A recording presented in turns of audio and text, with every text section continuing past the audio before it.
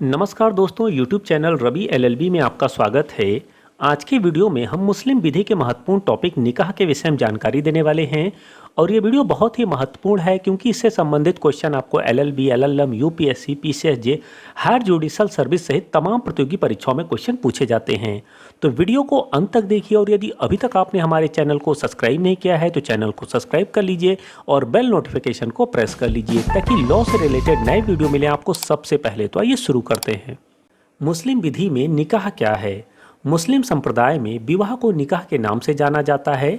इस्लाम धर्म के अनुसार मुस्लिम विवाह एक समझौता है और इसका उद्देश्य सहवास व संतान उत्पन्न कर उसे वैध घोषित करना है। विवाह के समय मेहर दिया जाना एक आवश्यक तत्व है। मेहर के अभाव में मुस्लिम विवाह को पूर्ण नहीं माना जाता है। मुल्ला के अनुसार मुस्लिम विवाह एक संविदा है जिसका उद्देश्य संभोग और संतान उत्पत्ति को वैधता प्रदान करना है। इस प्रकार विवाह का उद्देश्य सहवास और संतान उत्पत्ति को वैधता प्रदान कर सामाजिक जीवन को व्यवस्थित करना है। मुस्लिम विधि में शादी की उम्र कितनी है?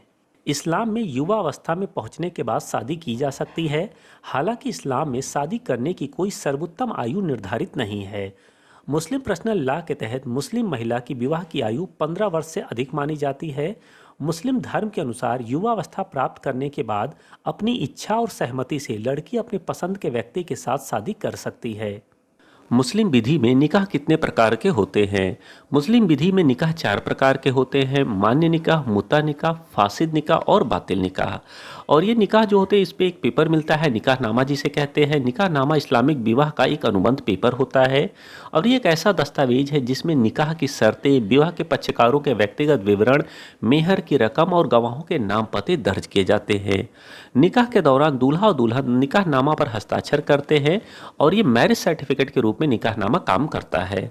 सबसे पहले हम बात करेंगे मान्य निकाह की। मान्य निकाह एक स्थायी विवाह होता है। इसमें निकाह के समय 2 गवाहों द्वारा वर वधू की सहमति लेने के बाद उनके विवाह रजिस्टर पर हस्ताक्षर करवाने के पश्चात मौलवी द्वारा या काजी द्वारा जो है निकाह को अरबी भाषा में पढ़कर विवाह को संपन्न कराया जाता है।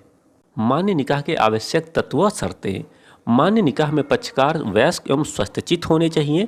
पक्षकारों द्वारा स्वतंत्र सहमति प्रदान की जानी चाहिए। एक पक्षकार द्वारा प्रस्ताव दिया जाना चाहिए तथा दूसरे पक्षकार द्वारा उसकी स्वीकृति देनी चाहिए। प्रस्ताव एवं स्वीकृति दोनों एक ही बैठक में होना चाहिए। 2 गवाहों के उपस्थित होना चाहिए और विवाह निषिद्ध असत्यों के भीतर नहीं होना चाहिए। मान्य निकाह का प्रभाव। मान्य निकाह का प्रभाव होता है कि दोनों पक्षकार एक दूसरे से इर्ष प्राप्त करने के हकदार हो जाते हैं। पक्षकारों के मध्य निषिद्ध असत्यों का उद्भव हो जाता है। पति पत्नी के बीच समागम वैध हो जाता है और उनसे उत्पन्न होने वाली संतानें औरस होती हैं। पति को दाम्पत्य जीवन का आनंद उठाने का अधिकार मिल जाता है। पति पत्नी को शारीरिक संबंध स्थापित करने का अधिकार होता है। विवाह विच्छेद की अवस्था में पत्नी को इद्दत की अवधि काटनी होती है। पत्नी पति के युक्त आदेशों का पालन करने के लिए बाध्य होती है। पत्नी मेहर प्राप्त करने की हकदार हो जाती है। पत्नी अपने पति से भरण पोषण प्राप्त करने की हकदार हो जाती है। पत्नी अपने लिए पृथक कमरे की मांग कर सकती है।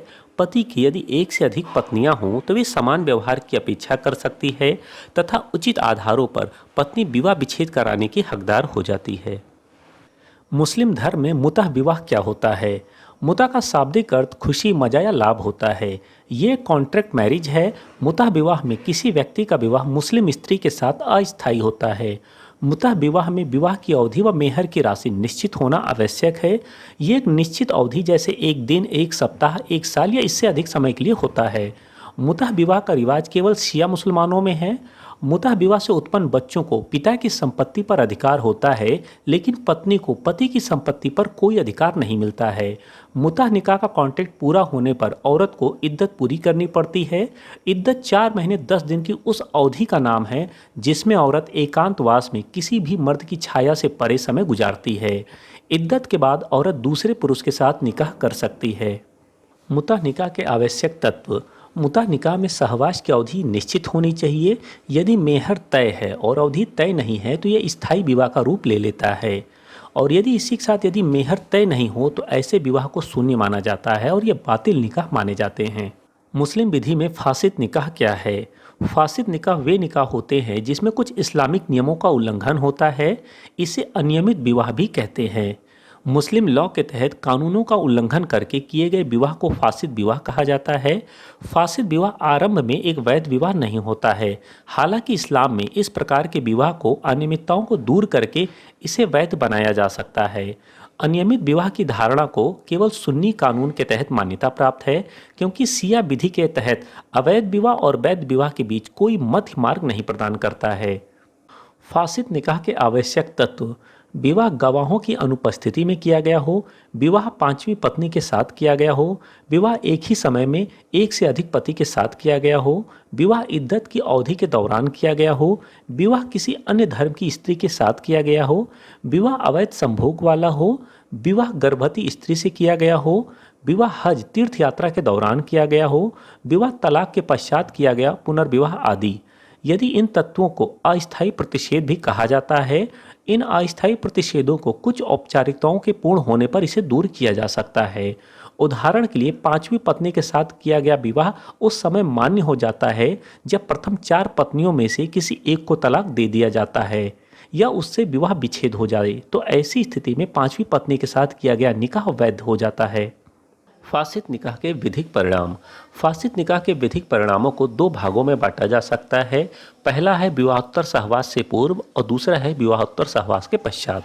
सबसे पहले हम बात करेंगे विवाहोत्तर सहवास से पूर्व। विवाहोत्तर सहवास से पूर्व फासिद विवाह का न तो कोई अस्तित्व होता है और न ही इसका कोई विधिक प्रभाव होता है। यदि ऐसे सहवास से पूर्व विवाह विच्छेद हो जाता है तो पत्नी को इद्दत की अवधि काटने की आवश्यकता नहीं होती है। वह विवाह विच्छेद के तुरंत बाद किसी अन्य पुरुष से निकाह कर सकती है। विवाहोत्तर संबंध के पश्चात: विवाहोत्तर संबंध के पश्चात पत्नी मेहर प्राप्त करने की हकदार हो जाती है। पत्नी को इद्दत की अवधि काटनी होती है। संतानें औरस मानी जाती हैं। पक्षकारों के बीच पारस्परिक उत्तराधिकार का उद्भव नहीं होता है। पत्नी भरण पोषण प्राप्त करने की हकदार नहीं होती है। पति द्वारा दाम्पत्य अधिकारों की पुनर्स्थापना का वाद भी प्रस्तुत नहीं किया जा सकता है। मुस्लिम विधि में बातिल निकाह क्या है? मुस्लिम विधि में बातिल विवाह का अर्थ नाजायज़ विवाह होता है।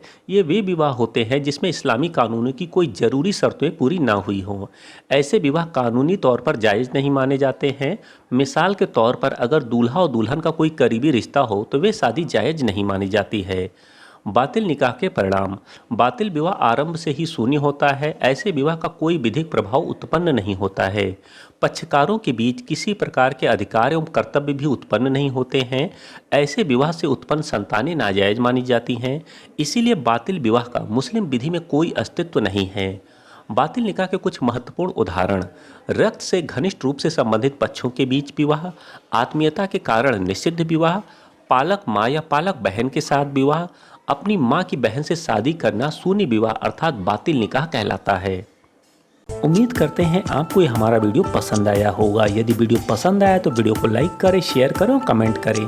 और यदि अभी तक आपने हमारे चैनल को सब्सक्राइब नहीं किया है तो चैनल को सब्सक्राइब कर लीजिए और बेल नोटिफिकेशन को प्रेस कर लीजिए ताकि लॉ से रिलेटेड नए वीडियो मिले आपको सबसे पहले। तो मिलते हैं एक नए वीडियो में, तब तक के लिए नमस्कार।